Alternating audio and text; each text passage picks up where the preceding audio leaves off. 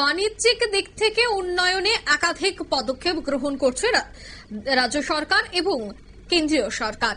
অন্যদিকে ভারতের যে বাণিজ্য, সেই বাণিজ্যকে আগামী দিনে আরো কিভাবে এগিয়ে নিয়ে যাওয়া যায় তার জন্য কিন্তু একাধিক চুক্তি স্বাক্ষরিত হচ্ছে। ঠিক তেমনি আজ দেখা গেল প্রধানমন্ত্রী নরেন্দ্র মোদী তিনি সোজা চলে যান লন্ডনে।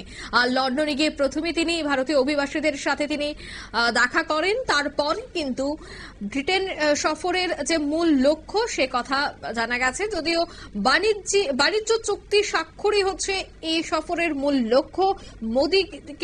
মোদীর সাথে দেখা করতে সেখানে উপস্থিত ছিলেন রাজা চার্লসের সঙ্গেও তিনি দেখা করবেন সে কথাই জানা গেছে। তবে লন্ডনে পা রাখতেই কিন্তু দেখা গেল যে প্রচুর ভারতীয় অভিবাসীরা কিন্তু প্রধানমন্ত্রীকে দেখতে সেখানে ভিড় জমায়। তার দুদিনের এই ব্রিটেন সফরের মূল লক্ষ্য হচ্ছে ব্রিটেনের সঙ্গে মুক্ত বাণিজ্য চুক্তি স্বাক্ষর করা।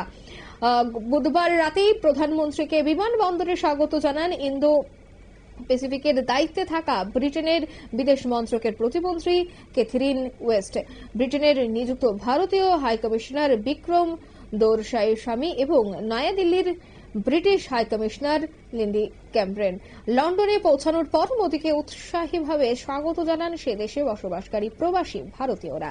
লন্ডনে পৌঁছানোর পর দ্য এক্স হ্যান্ডেলে জানান প্রধানমন্ত্রী নরেন্দ্র মোদী, তিনি লিখেন, লন্ডনে অবতরণ করেছি। এই সফর আমার দেশের মধ্যে অর্থনৈতিক অংশীদারিত্বকে আরো অনেকটাই এগিয়ে নিয়ে যাবে। আমাদের লক্ষ্য থাকবে জনগণের জন্য সমৃদ্ধি, প্রবৃদ্ধি এবং কর্মসংস্থান সৃষ্টি বৃদ্ধির উপর জোর দেওয়া। বিশ্বব্যাপী অগ্রগতির জন্য ভারত ব্রিটেনের একটি শক্তিশালী বন্ধুত্ব অপরিহার্য। এ ব্যাপারে ব্রিটেনের সফরে মোদীর সঙ্গে ব্রিটিশ প্রধানমন্ত্রী কিয়ের স্টারমারের বৈঠক হওয়ার কথা রয়েছে।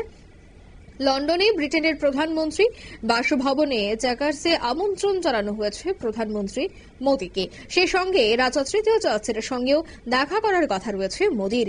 এই সফরে কেন্দ্রবিন্দুতে রয়েছে ভারত ব্রিটেন মুক্ত বাণিজ্য চুক্তি স্বাক্ষর, যা দুদেশের মধ্যে কৌশলগত অংশীদারিত্বের বৃদ্ধি করবে বলেই আশা করা হচ্ছে। নিয়ে নিজের ছোট একটি বিজ্ঞাপন বিরতি, সঙ্গে থাকুন।